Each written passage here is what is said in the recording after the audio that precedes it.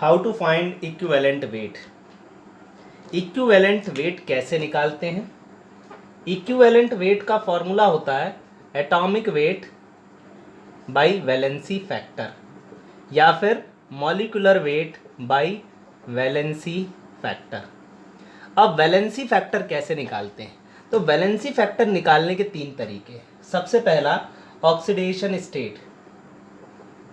आपकी जो oxidation state है किसी मेटल की, वो उसका वैलेंसी फैक्टर है। जैसे कैल्शियम का वैलेंसी फैक्टर +2 है, मैग्नीशियम का +2 है, एल्यूमिनियम का +3 है, कॉपर का +1 +2 दोनों होता है। जैसे कॉपर सल्फेट है तो +2 है, जिंक का +2 है, सिल्वर का +1 है।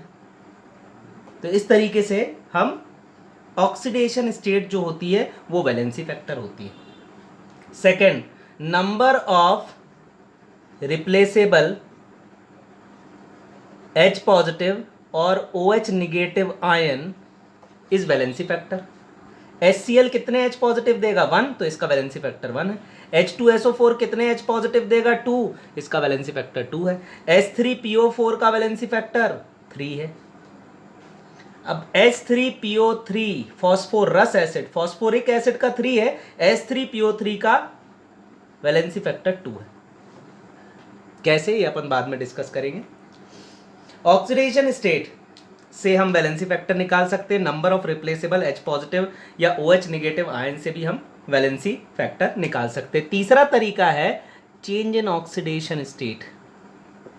Change in oxidation state is also valency factor.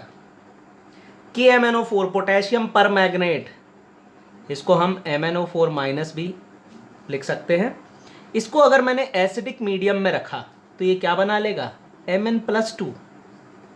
अब ऐसे में बोला, ऐसा क्वेश्चन पूछ सकता है कि पोटेशियम पर मैग्नेट का इक्विवेलेंट वेट बताओ एसिडिक मीडियम में। तो एसिडिक मीडियम में यहाँ Mn पे जो चार्ज है वो होगा +7। कैसे? ये तो आपको पता हो, x - 8 = -1, तो x = +7।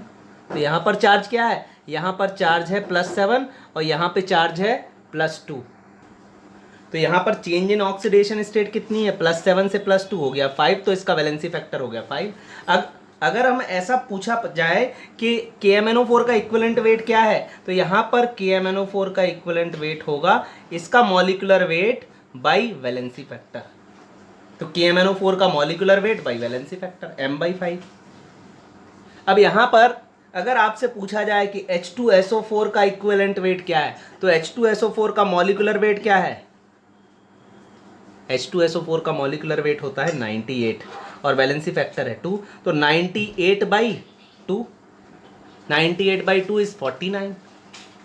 अब आपसे बोला गया कैल्शियम का इक्विवेलेंट वेट क्या है, तो कैल्शियम का एटॉमिक वेट होता है 40, वैलेंसी फैक्टर 2, तो इक्विवेलेंट वेट क्या हो जाएगा? 20। तो इसका जो इक्विवेलेंट वेट है वो है 20। तो atomic weight by valency factor, इस तरीके से हम इक्विवेलेंट वेट निकाल सकते हैं। अब यहाँ एक क्वेश्चन इस तरह से ही पूछ लिया जाता है कि K2Cr2O7 का इक्विवेलेंट वेट क्या होगा एसिडिक मीडियम में। तो Cr2O7 - 2, ये Cr+3 बनाता है एसिडिक मीडियम में। यहाँ 2 है तो यहाँ भी 2 लगा देते हैं। अब एक क्रोमियम की ऑक्सीडेशन स्टेट यहाँ पर +6 है, तो 2 की हो गई +12, और यहाँ एक की +3 है तो 2 का चार्ज हो गया +6। तो यहाँ वैलेंसी फैक्टर क्या है? 6।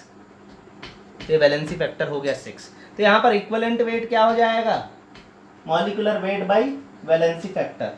तो यहाँ पर हम मॉलिक्यूलर वेट लेंगे K2Cr2O7 का, तो K2Cr2O7 का मॉलिक्यूलर वेट हो जाएगा और वैलेंसी फैक्टर हो जाएगा 6। तो यहाँ पर K2Cr2O7 का एसिडिक मीडियम में इक्विवेलेंट वेट हो जाएगा K2Cr2O7 का molecular weight divided by it's valency factor.